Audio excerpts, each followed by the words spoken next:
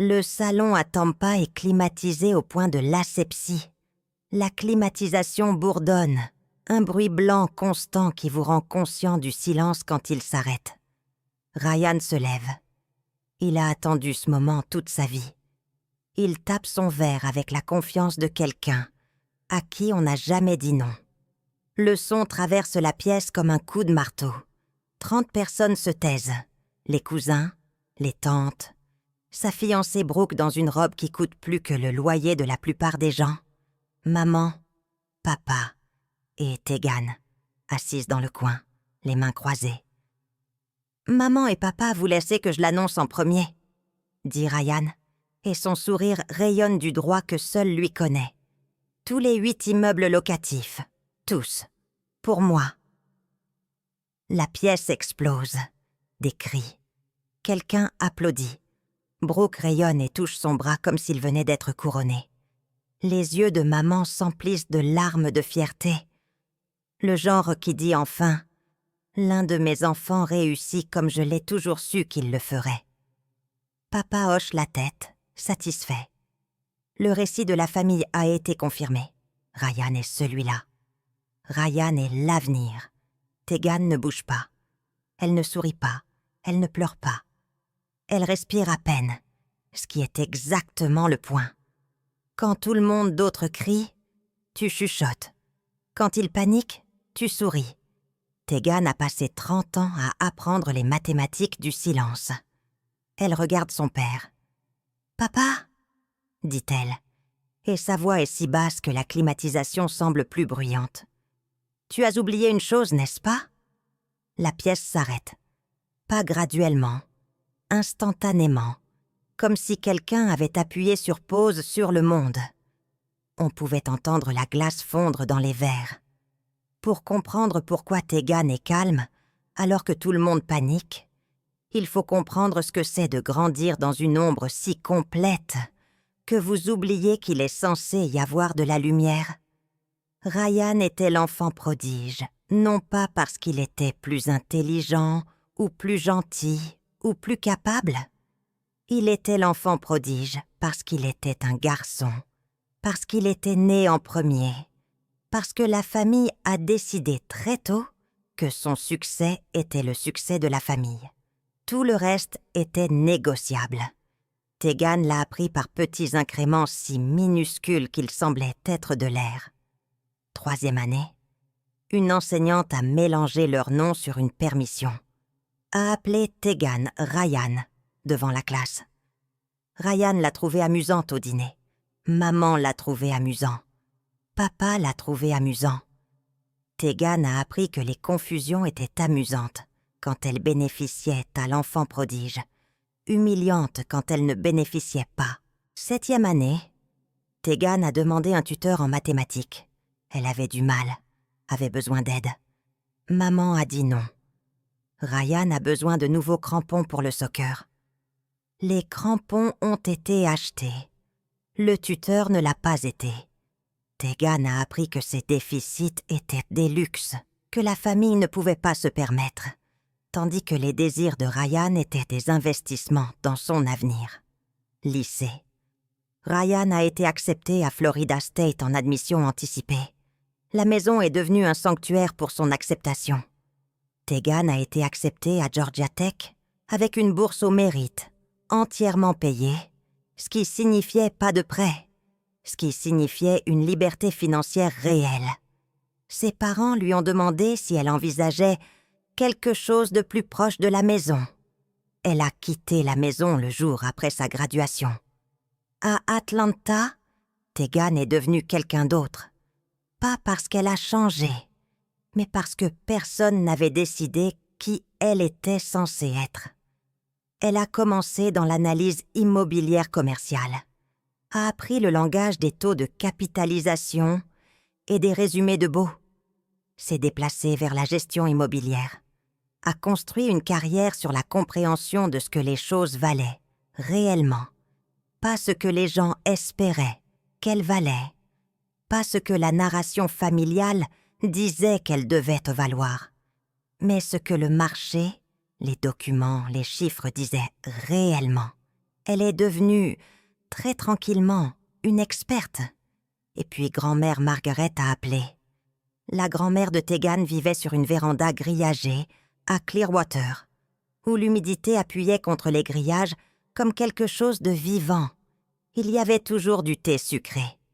Il y avait toujours le son des carillons du voisin. Et il y avait toujours Margaret, qui écoutait, tandis que le reste de la famille parlait à l'un l'autre, par-dessus l'un l'autre, devant l'un l'autre. Margaret écoutait.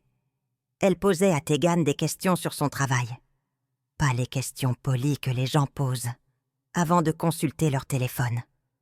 Des questions réelles. Elle voulait savoir ce qu'était un taux de capitalisation. Pourquoi la localisation comptait? Comment vous pouviez dire quand une propriété était un passif au lieu d'un actif? Quand Tegan l'expliquait, les yeux de Margaret devenaient tranchants. « Donc tu peux lire l'histoire dans les chiffres », disait-elle. La plupart des gens ne peuvent pas faire ça. 3 ans avant sa mort, Margaret a appelé. « Descends », a-t-elle dit. « J'ai besoin de tes yeux sur quelque chose. » Tegan a roulé vers le bas un samedi. Margaret était assise sur la véranda avec une pile de relevés bancaires étalés sur une table en rotin comme des cartes de tarot. Ryan gère le revenu locatif, a commencé Margaret. Elle n'a pas utilisé une voix douce. Margaret ne se souciait pas de douceur. Il gère les dépôts, l'entretien, le maintien. Tes parents m'ont demandé de lui faire confiance. Je l'ai fait. Elle a pointé les chiffres. Sur 18 mois, plus de 400 000 $ en argent locatif avaient disparu des comptes. Pas d'un seul coup. Le vol est généralement plus élégant que ça. Cela venait par petites portions. Des frais d'entretien qui n'ont jamais été détaillés. Des paiements aux entrepreneurs, à des entreprises qui n'existaient pas. Des réparations qui ont été facturées 2 fois. Un schéma si cohérent qu'il ressemblait presque à de la comptabilité. « J'ai appelé les entrepreneurs », a dit Margaret. La moitié d'entre eux n'ont jamais entendu parler de nous. Tegan a senti quelque chose de froid se déplacer à travers sa poitrine. Pas du choc. Elle avait cessé d'être choquée par la capacité de sa famille à l'égoïsme des années auparavant. C'était plus froid que le choc. C'était de la clarté. « Il t'a volé », a dit Tegan. « Oui, et tes parents le savent. Je leur ai dit que les chiffres ne s'additionnaient pas. Ils m'ont dit que Ryan devait avoir fait une erreur. Les garçons font des erreurs. Il remboursera quand il aura plus d'argent.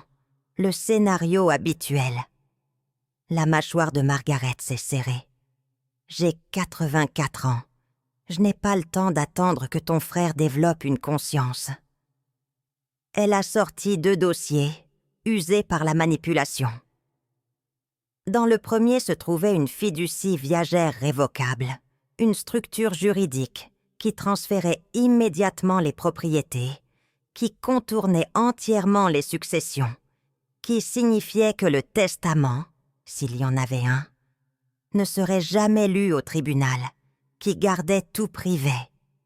Pas de contestation, pas de délai, pas de place pour que les avocats fabriquent du doute. Dans le second se trouvaient des actes de renonciation pour les 8 propriétés, chacun signé et notarié, chacun transférant la propriété au moment où l'encre a séché. « Le papier vaut plus que les promesses », a dit Margaret. « Le papier vaut plus que l'espoir. Le papier vaut plus que les histoires familiales sur les enfants prodiges. » Elles ont roulé vers le bureau d'une notaire, un lundi matin. Tegan a apporté son permis de conduire. Margaret a apporté sa carte de sécurité sociale. La notaire était une femme avec des lunettes de lecture sur une chaîne qui ne posait aucune question et témoignait de tout. Signature, empreinte digitale, le poids de l'intention. Quand c'était fait, elles sont rentrées à la maison de Margaret, à la véranda grillagée, au carillon et au thé sucré, et au silence qui semblait être sécurité. Et dans la cheminée extérieure, celle qui avait brûlé d'innombrables souvenirs familiaux, elles ont brûlé les copies supplémentaires. Margaret a regardé les pages se recroqueviller et noircir. « S'ils essaient de la voler, a-t-elle dit, tu auras la preuve qu'on aurait toujours pu les arrêter. » Margaret est morte 7 mois plus tard. Une crise cardiaque, rapide et propre. Elle aurait approuvé. Les funérailles étaient une performance. Les gens ont pleuré sur Q.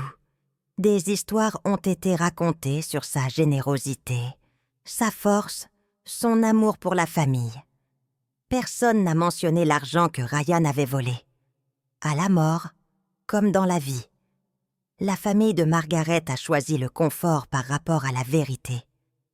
7 semaines après l'avoir enterré, le père de Tegan a appelé. « Nous avons besoin d'avoir une réunion familiale », a-t-il dit. Sa voix avait ce ton, celui qui signifiait qu'une décision avait déjà été prise et tout le monde d'autre était simplement informé. À propos des propriétés, le testament, nous avons besoin de régler les choses. Le salon à nouveau, le même air stérile, le même sentiment d'être piégé dans un congélateur. Papa était assis en face de Tegan avec un document dans les mains. Il était dactylographié, officiel. Ses yeux n'arrêtaient pas de se déplacer vers elle comme s'il calculait quelque chose. « Votre grand-mère a laissé les choses un peu compliquées », a-t-il commencé, ce qui était sa façon de dire qu'il et maman avaient décidé que la complication devait être résolue rapidement, avant que quiconque puisse poser des questions difficiles. Il y a certains intérêts héréditaires qui pourraient être contestés. Nous voulons éviter cela. Il a glissé le papier sur la table. C'était une renonciation aux intérêts héréditaires. Langage poli, structure formelle. En effet, cela disait « Je, Tegan, nom de famille, reconnais que je n'ai aucune prétention à toute portion de la succession de Margaret. » C'est juste une simple renonciation, a dit papa, pour éviter la confusion.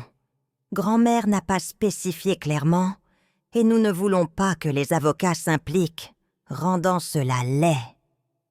Ryan souriait depuis l'autre côté de la pièce. Il avait déjà fait les calculs. Avec la signature de Tegan, il n'y aurait plus personne pour contester le transfert de propriété, plus personne pour poser des questions, plus personne pour dire « Attendez, où a disparu tout l'argent ?» La voix de maman est venue ensuite, plus douce mais plus tranchante dessous. Grand-mère détesterait nous voir nous battre pour de l'argent.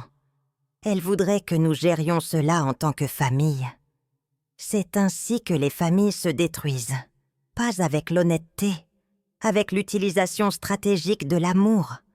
Tegan a ramassé le stylo. Elle l'a regardé comme si c'était une arme, ce qu'il était.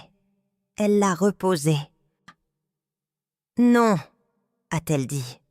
Le mot était si bas qu'il ne s'est presque pas enregistré. « Non ?» La voix de papa avait une arête. « Tegan, nous essayons de rendre cela simple. » Simple, c'est effacer ce que grand-mère voulait réellement, a dit Tegan. Elle s'est levée. L'égoïsme, c'est de penser que vous pouvez effacer les souhaits de quelqu'un avec une signature. Tu es difficile, a dit maman, et sa voix avait cette qualité blessée, celle qui avait toujours fait sentir à Tegan qu'elle faisait quelque chose de mal. Comme si son refus était la trahison. Pas le vol, pas la manipulation, pas les 20 ans, à lui dire qu'elle ne comptait pas. Tegan a marché vers la porte. « Je ne signe rien », a-t-elle dit. La porte moustiquaire a claqué derrière elle comme un point à la fin d'une phrase. 3 semaines plus tard, Tegan a reçu une invitation. Gaufrée, formelle. Vous êtes cordialement invité à assister à une célébration de l'héritage, honorant la vie et les dons de Margaret, nom de famille. Samedi, 18h, la maison familiale. C'était la victoire de Ryan déguisée en mémorial. Tegan a envisagé de ne pas y aller. Puis, elle a envisagé d'y aller. Puis, elle a réalisé. Si vous avez la vérité, vous ne fuyez pas la scène. Vous l'utilisez. Elle a emballé une valise à roulettes. La maison a été transformée. Des fleurs partout, des bougies. Le genre d'esthétique que les gens utilisent quand ils veulent suggérer la profondeur et le sens, mais ne peuvent pas tout à fait y parvenir. 50 personnes, peut-être plus. Des histoires sur Margaret ont été racontées et répétées, chaque version plus lisse que la dernière, chacune ponçant les bords de qui elle était réellement. Ryan se tenait au centre du salon, exactement où il appartenait dans sa propre imagination. Il a levé un verre. Je veux remercier maman et papa de m'avoir cru, de m'avoir fait confiance pour gérer ses propriétés, pour m'avoir montré ce que cela signifie d'être celui sur lequel la famille peut compter. Il a regardé autour de la pièce comme s'il la bénissait avec sa présence. Grand-mère serait tellement fière de voir comment nous honorons son héritage, en le gardant dans la famille, en le gardant fort. La pièce a applaudi. Tegan a roulé la valise vers l'avant. Les roues étaient bruyantes. Tout le monde a remarqué. Les applaudissements se sont arrêtés comme un interrupteur avait été actionné. « Ryan », a dit Tegan, et sa voix était la chose la plus calme dans la pièce. « Tu as vraiment oublié que cela existait, n'est-ce pas ?»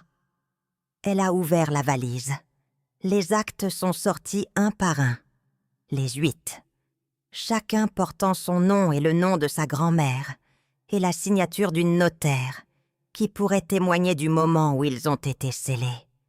Elle a placé chacun sur la table basse, les a arrangés comme des preuves, parce que c'était des preuves.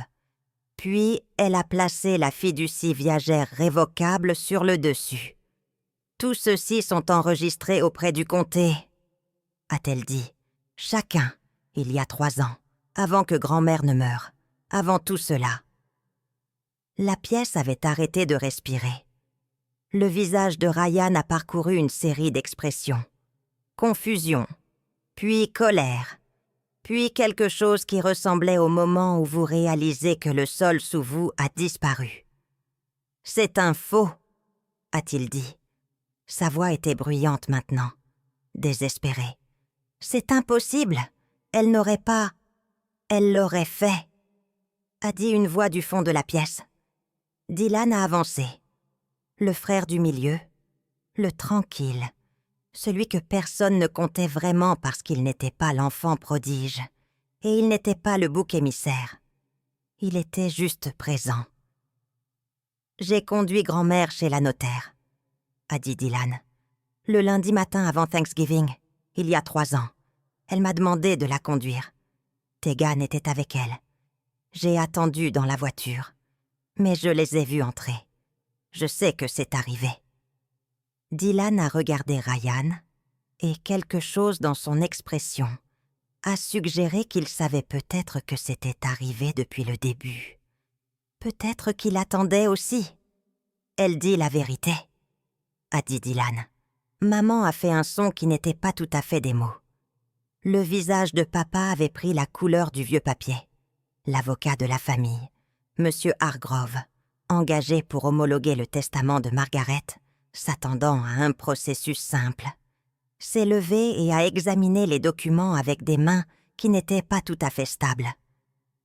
Quand il a regardé vers le haut, il l'a dit tranquillement, la partie la plus tranquille de toute la soirée.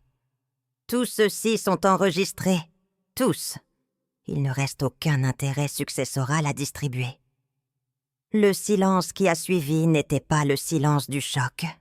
C'était le silence de la structure qui s'effondre, des récits qui se brisent, d'une famille qui réalise que l'histoire qu'elle se racontait était construite sur le mensonge de quelqu'un d'autre et que quelqu'un avait été assez patient pour leur laisser le découvrir eux-mêmes.